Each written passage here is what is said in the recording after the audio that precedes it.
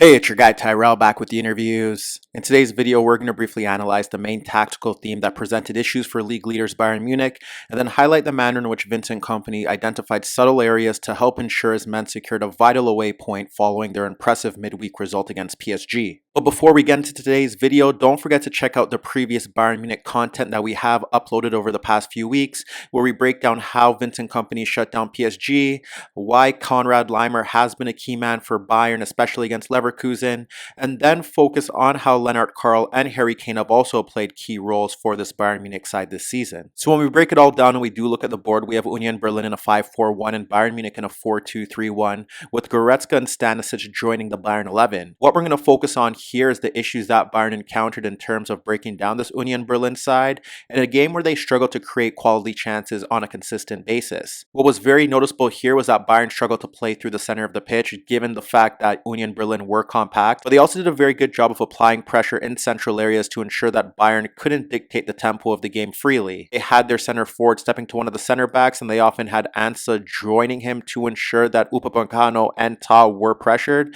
and then they had their central midfielders pushing forward to close down Goretzka and Kimmich. What's been key for Bayern this season has been their inverting fullbacks, but here Stanisic was being tracked by Schaefer, and then out where Laimer was looking to push beyond Ansa, that's where you would see the left center back stepping forward to apply pressure. You have 1v1 out in the wider areas against Diaz and Olise, and then it was Gnabry and Kane who were struggling to get on the ball between the lines. Throughout the season, we've witnessed both Goretzka or Kimmich or whoever was playing in that central midfield zone looking to drop off into the half spaces aligned with the center backs to receive the ball on the outside of them, but here we witnessed the Union Berlin central midfielders pushing out and towards those zones and applying pressure to ensure that they couldn't get on the ball freely. If we did witness variation in terms of positioning, you could see Ansa stepping forward towards Kimmich if he was receiving the ball from the center back in that zone, and that would leave one of the central midfielders free to deal with Gnabry if he dropped deeper, and there are even scenarios where you witness the other central midfielders shifting out towards Laimer so that the left center back wouldn't have to step forward. If Laimer pushed too far wide, then the wing back could step forward towards him,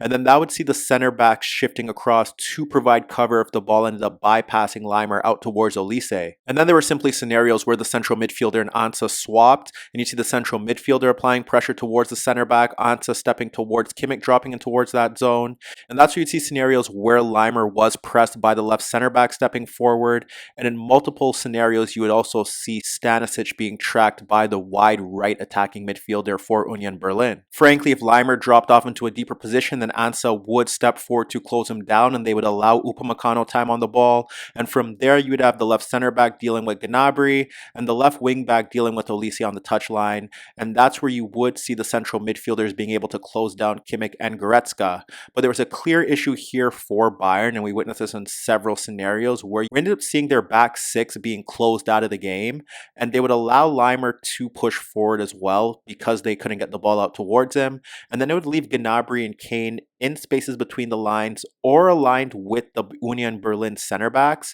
and they were unable to receive possession in these zones. There were scenarios where you witnessed Kane and Gnabry dropping deeper ahead of the midfield bank to receive the ball, but in these scenarios they are either pressed by the right-sided attacking midfielder or they were closed down by center backs and they weren't given time on the ball to impact the game from these deep positions. Whereas the sole outlet that was often free was the pathway towards Diaz and Olise, but the issue that they encountered here was that Diaz struggled to get the better of the wingback who was applying tight pressure towards him, and even in the scenarios where he was able to beat the wingback, he would still have to deal with cover pressure coming across the pitch, and in those scenarios he failed to have an impact and often those Bayern Munich attacks died. Whereas on the right hand side, most often in the second half, Olise struggled to get the better of his wingback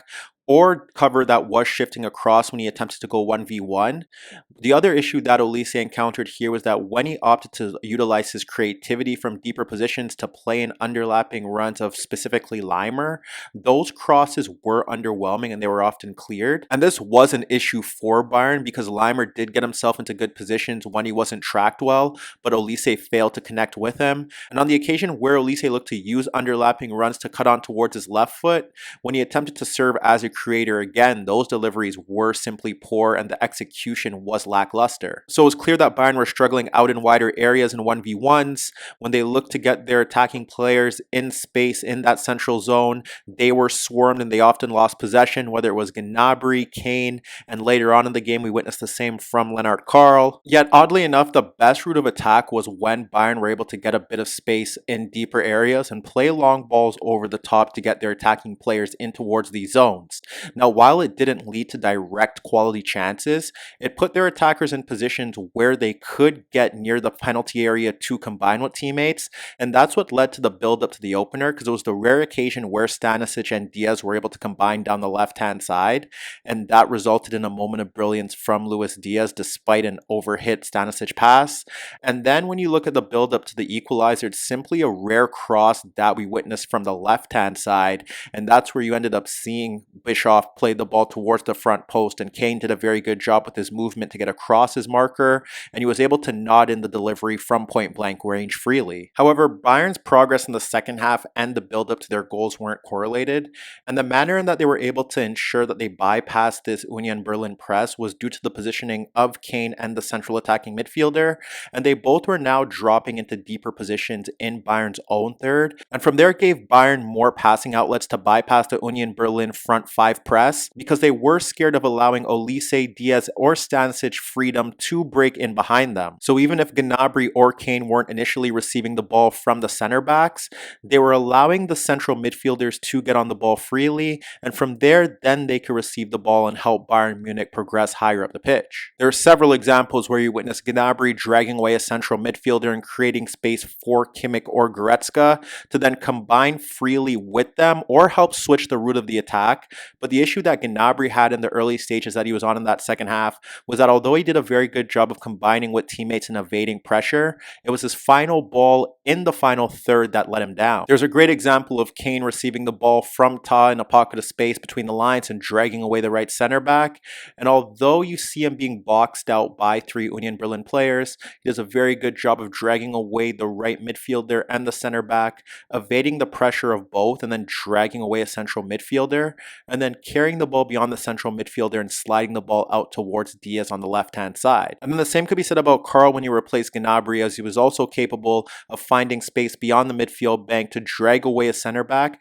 and then switch the direction of attack to a free player on the opposite flank, and from there Bayern were able to push forward in towards the Union Berlin half. And then similar to Gnabry, he could also operate as a runner, because when you look at this example, you witness Kimmich and the two center backs dragging away markers, and that's where Karl's able to drop in freely, and when he receives the ball, he's able to turn, carry it in towards the Union Berlin half, and then switch the ball out towards Leimer, who gets it into the path of Olise. And the only issue that Bayern have here is similar to Diaz and Gnabry. When Olise was looking to play the ball in towards Leimer, the pass was slightly overhit and Leimer was unable to connect with it in the right half space. And then the other positional adjustment that Kompany made that helped Bayern Munich get in towards the final third, witnessed Karl occupying the left center back, and that often allowed a free outlet towards Leimer, because now there was no runners that could step out towards Leimer when he would look to receive the ball, because Olise was occupying the wing back, Karl was occupying the center back, and Ta was often dragging away Ansa towards him. You witness this in a few examples where there was simply Karl occupying the left center back and Upamecano sliding the ball around Ansa for Leimer, or the other scenario was simply Upamecano playing the ball across pressure for Kane, who was dropping into the central areas freely, and with Kane on the ball, now you end up seeing Karl occupying the left center back, and from there he can end up sliding the ball out towards Leimer as he was free in that zone. And then if we analyze one of Bayern's better chances in that second half, it's Ta sliding the ball across the striker for Kane, dropping off the center back in the final third,